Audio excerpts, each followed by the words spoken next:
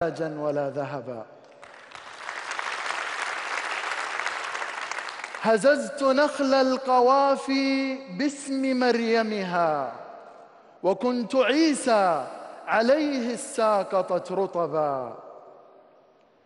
هززت نخل القوافي باسم مريمها، وكنت عيسى عليه الساقطت رطبا. منحت للكون إنجيلي وفاتحتي، فمن يكون إذا لم أمنح اللقبا.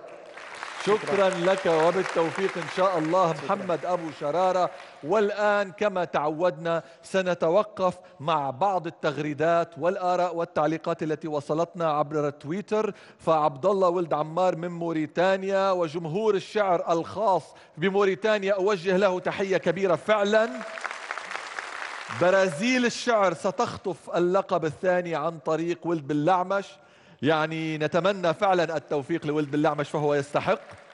كل الشكر والاحترام للنجوم الذين حلقوا في أجواء إمارة الشعر، وكل شكري واحترامي لسمو الشيخ محمد بن زايد داعم لبرنامج أمير الشعراء.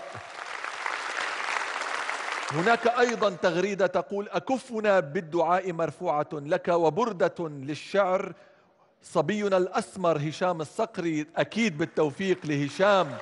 وأود أيضا الآن من خلال منبر أمير الشعراء أن أشكر فعلا أناس مخلصين من الجمهور تابعونا على كل صفحات الفيسبوك وفي كل الأماكن، وخاصة أيضا في صفحة أمير الشعراء، ومنهم بالأخص من مصر محمد مصباح. شكرا لك يا محمد، أنت كنت فعلا من الداعمين لهذا البرنامج والمتابعين له في كل اللحظات. شكرا لمشاهدينا على التواصل، ونذكر أيضا بأن خطوط التصويت مستمرة في استقبال التصويت حتى نهاية هذه الأمسية لمن ترونه يستحق لقب أمير الشعراء في الموسم الخامس. المنافسة مستمرة، ولكن بعد الفاصل انتظرونا.